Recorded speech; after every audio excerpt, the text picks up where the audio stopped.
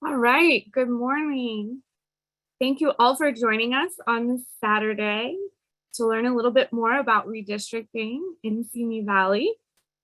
For members of the public, just to let you know that you will be able to ask questions and you will be able to do so by typing into the Q&A box and by raising your hand. I'm going to give you a quick overview of the redistricting process so everyone understands exactly where we are in the process and how it works. And then I will show you the online mapping tools and where you can get more information about how to participate in the process.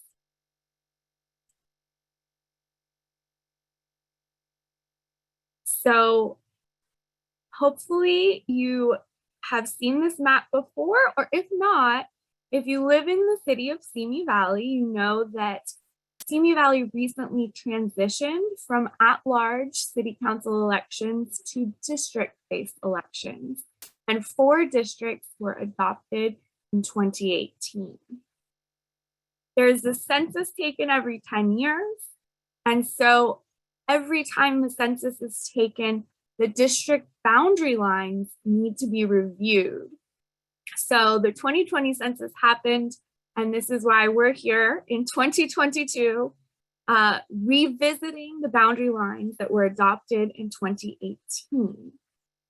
So just so folks know, this is called redistricting. So what happened in 2018 was called districting. And of course, since that transition happened so recently, there have only actually been by-district elections so far in districts 1 and 3. The first by-district elections in districts 2 and 4 will happen in November of this year, and that will happen after the city has adopted the district map.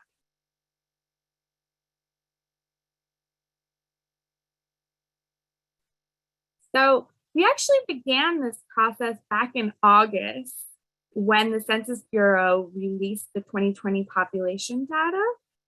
And then that information had to be processed by the state of California and adjusted.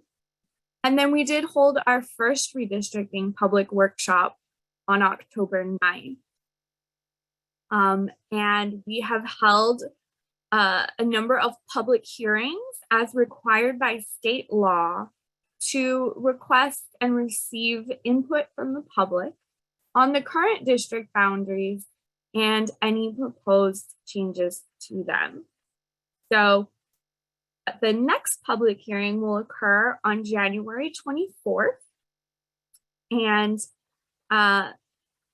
we hope that all of you will join us for that hearing.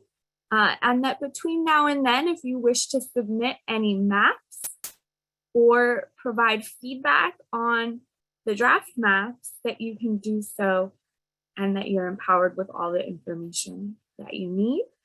And we are looking at a final deadline for the city to adopt the district map that will be in place for the next 10 years of April 17th.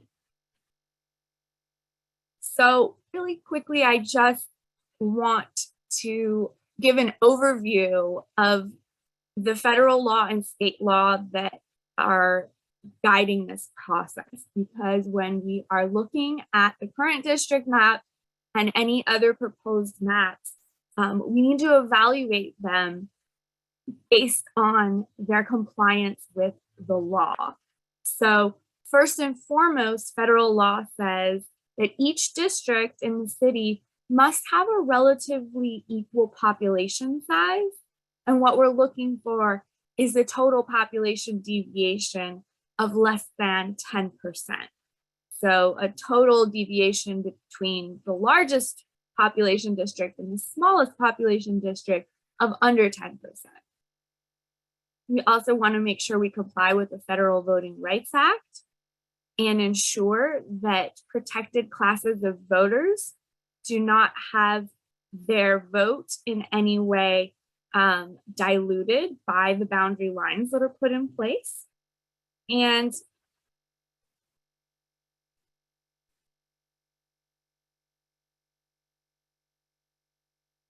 So if we have a city staff that can help us, it looks like we have an attendee that we may need to dismiss. So California state law, what this is the Fair Maps Act. You may have heard of this. This is a new state law that governs the redistricting process. And it gives us 4 criteria that we have to use to evaluate the maps. So the first is to ensure contiguity. So each district must be a whole piece with no disconnected parts. Secondly, we want to think about our neighborhoods and communities of interest. And I encourage everyone following along to look at that current district map, and I'll show you again where you can zoom in and out and look in more detail and see if there are any neighborhoods or communities that are currently divided that should be unified within one city council district.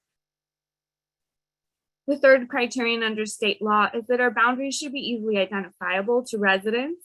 So we do that by drawing our district lines along major roads or other geographic features. And finally, we want to maintain compact districts to the extent possible, which means that the shape of the district should not be such that we are avoiding taking in a certain area so that we can go farther away and take in another area. So these are the legal criteria.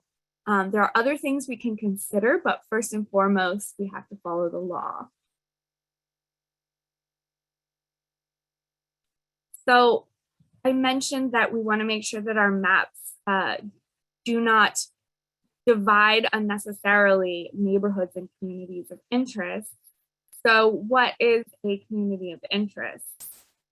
Really, this is any geographically concentrated population in the city that shares common interests and would benefit from being included within a single city council district so that they have a chance to be effectively and fairly represented on council. So definitely, if anyone who's following along wants to share with us what their community of interest might be, or if they're part of one or many in the city, some examples of communities of interest may be families that live in a certain area around an elementary school, or perhaps a Spanish-speaking immigrant population that lives in a similar neighborhood. These are examples of communities of interest that the law says we should take into consideration. So the current district boundaries that were adopted in 2018, you can see here that their population, according to the 2020 census, is actually balanced according to the requirements of federal law. So you may recall I said we're looking for a total population deviation of under 10%. And the current map, the current boundaries, have a total deviation of 3.76%. I've highlighted this in green because this means that at least for that one federal requirement, the current map meets it. And so the city council, if they determine that this map meets the other legal criteria, could choose to readopt the 2018 map for the next 10 years. So what that would be until after the next census in 2030. What you see here too is the racial and ethnic breakdown for our 18 and older citizens. So this gives us a sense of it's kind of an estimate of who's eligible to vote by district. And so you can see that data here as well. And you can also see that for the draft maps that will be considered. So how can you participate in this process? Obviously, you can attend the public hearings and give your comments at the meeting. You can email, but redistricting in Simi Valley is actually been opened up to the public to empower anyone who wants to actually propose their own district map or any changes to the current district map to do so using either a very simple paper map or a slightly more sophisticated online mapping tool. So the paper maps, you can access them on the website. You can download and print the PDF, and you can either edit it on your computer or you can draw directly on the map. What you see here is divisions into two geographic areas, and you see the total population listed there. The reason that we're giving you this population data is because when you draw your districts, you want to make sure that they are relatively equal in population size. So for each of the 4 districts that you draw, we want to aim for about 31,590 residents per district. And of course, remembering that we don't have to have that to be an exact number, but we do want to be around that number. So the paper map, I'll show you the website in just a moment. Then we also have an online mapping template that is relatively easy to use once you get the hang of it. So I'll show you how to do that. And there's a link directly from the redistricting website. And in order to use the online tool, you do have to create an account and log in. Once you do so, you'll be able to save your map, publish it so that it's publicly visible, and then email us and let us know that you would like your map to be considered by City Council. So again, really, as this process is moving closer to the finish line within the next month or so, we really want to make sure that members of the public have every opportunity to participate, share your thoughts about the current district boundaries. If you like the boundaries of your district and you want them preserved, we want to hear that, as well as any proposed changes that you might have. And if you don't want to draw maps, you can just email or, again, attend a public hearing and make a comment.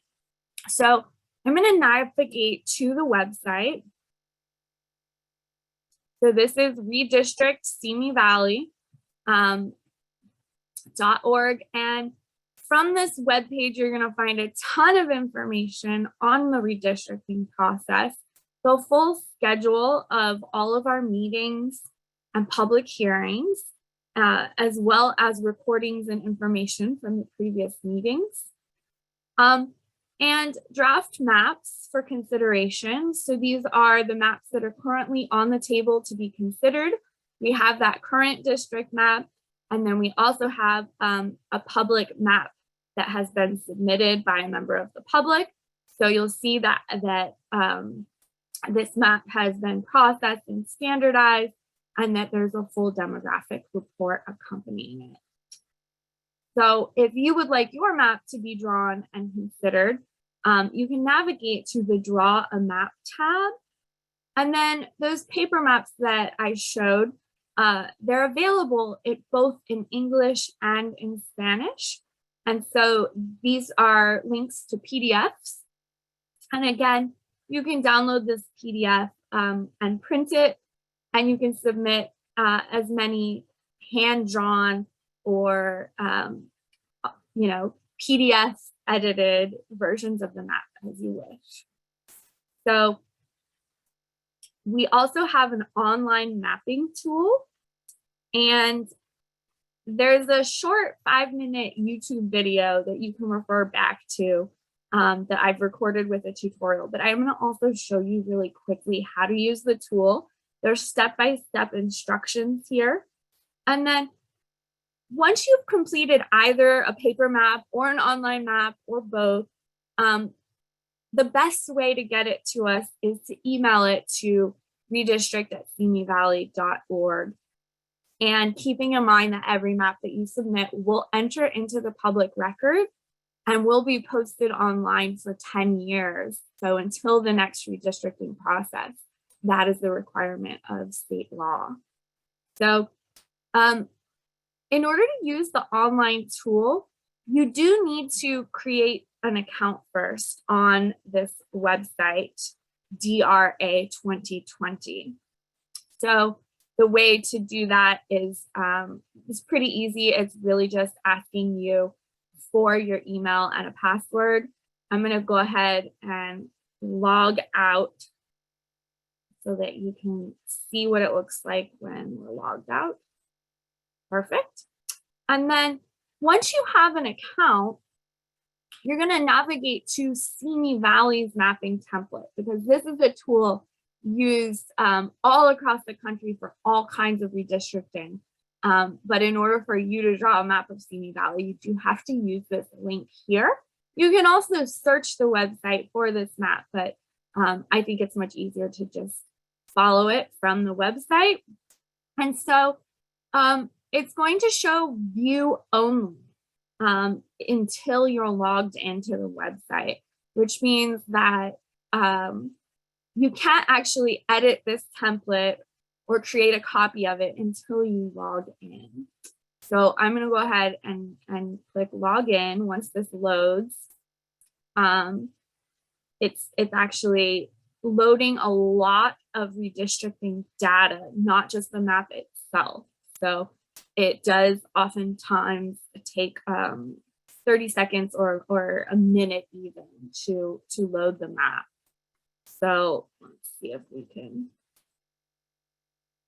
get this going. So I'm going to log in. And when you log in, it takes you straight to the list of any maps you've created. You can click through this link, or let me show you the other way that you can find the maps is by clicking My Maps and searching from among public maps. Again, I'm going to show you all of the maps that are out there, but what you're looking for, of course, is Simi Valley. And so it looks like someone has drawn a Simi Valley map. What you want to click on, though, to draw your own map is the NDC template. So you can select that. And in order to create your own version of it, you do need to duplicate the template. Because you're unable to edit the template, you're going to be editing a copy of it.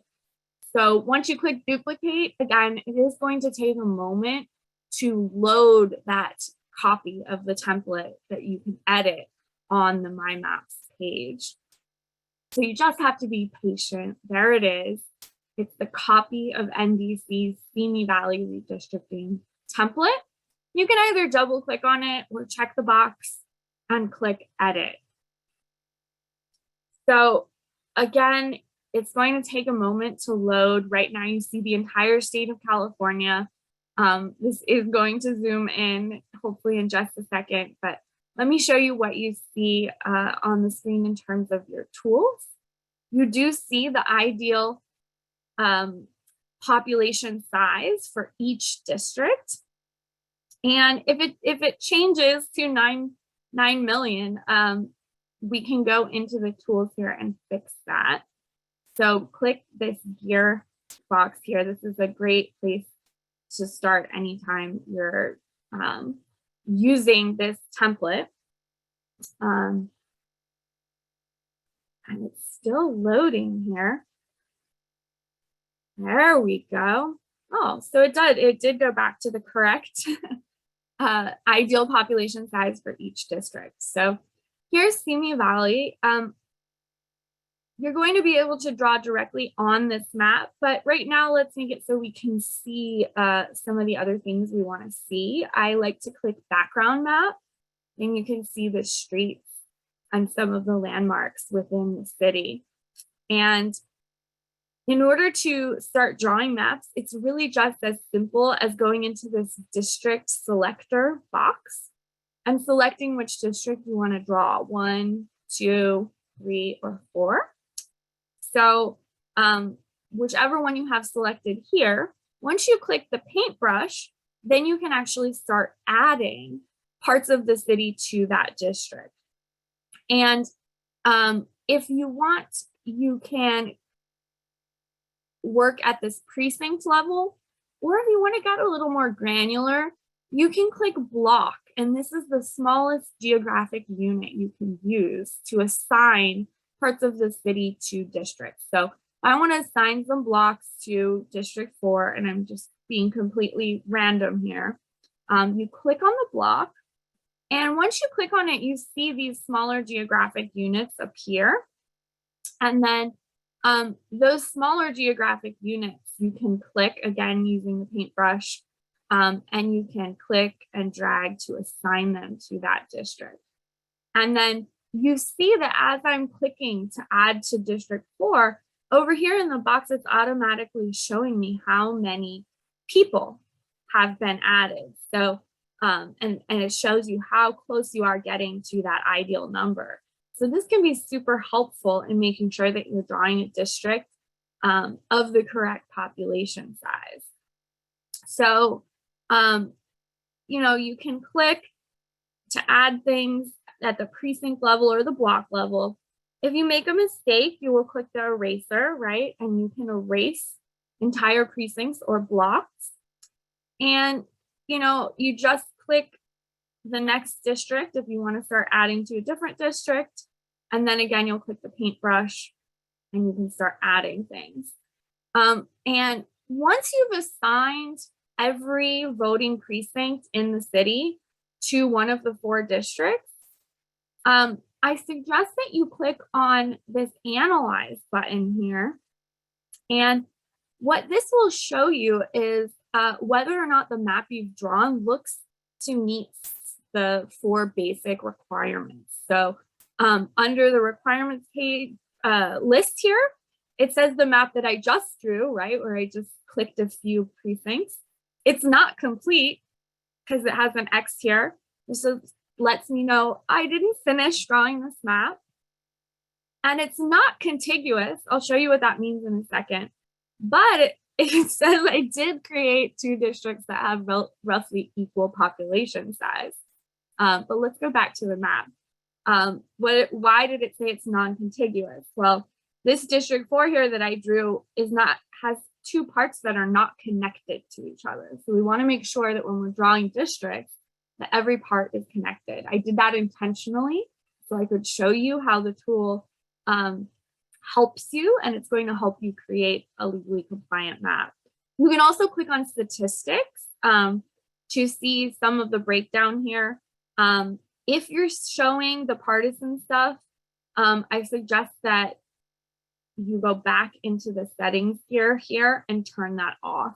Under California state law, we're actually not allowed to consider that partisan data. So you simply check the box here that says hide election data and apply. Then when I go back into statistics, it's only going to show me the citizen voting age population and the total population along with the percent deviation. So let's say I finished creating this map and I want to submit it. I'll probably want to give it a name that's a little bit more specific. If you want to put your name in the title, you can,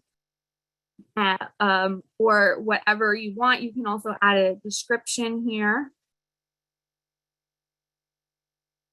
And then in order to actually make this map visible, you do have to go back to the list of maps that you have. So you can do that by clicking this icon here for maps. And there's the map that we just drew. I'm going to check the box next to it, and you're going to want to click publish.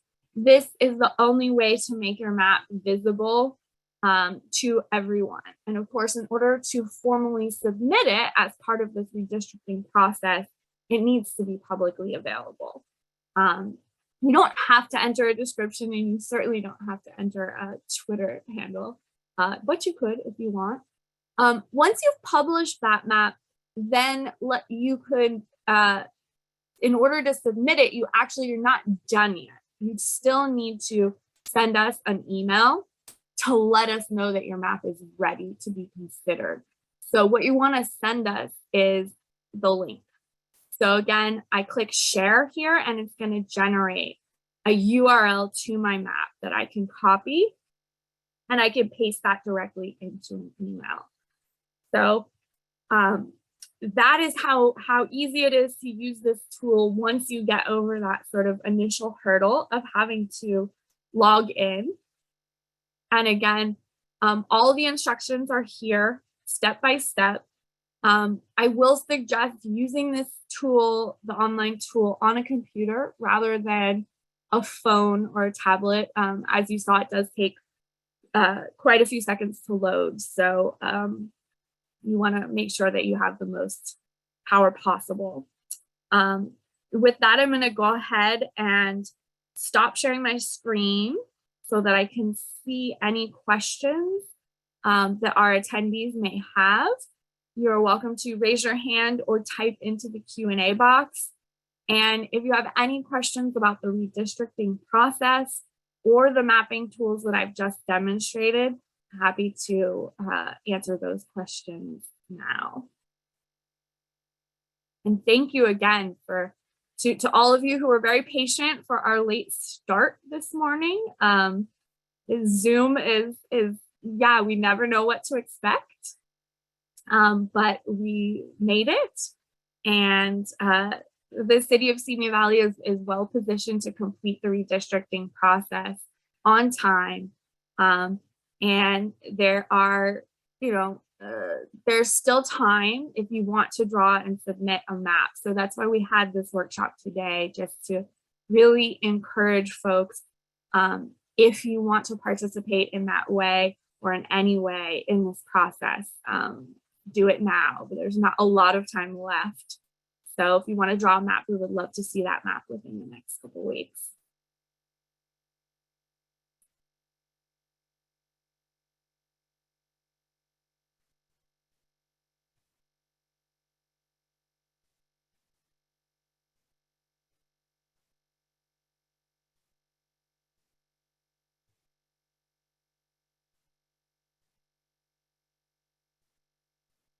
So I'm not seeing any questions or hands raised. This workshop will also be, the recording will also be posted on the Redistrict Simi Valley website. So if you want to share it with anyone that couldn't join us today or go back and watch it, you can. But with that,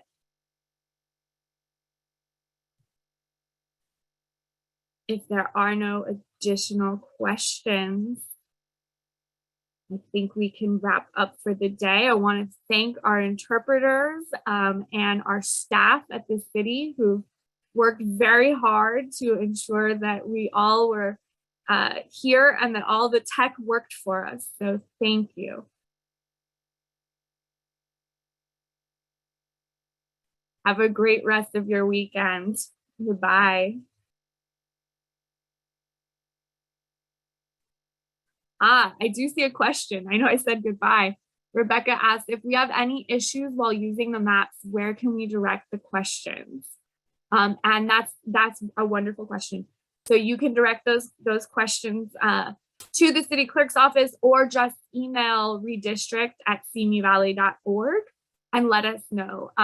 Sometimes folks will email and say, I've drawn a map, but I'm having trouble publishing it or getting the link or whatever, and we will reply and help you through that process. So thank you for that, Rebecca. Any other questions? Let's see. The Q&A box again, you can type into. Wonderful. Thank you for that. All right, I'll say goodbye for real this time. Thank you so much.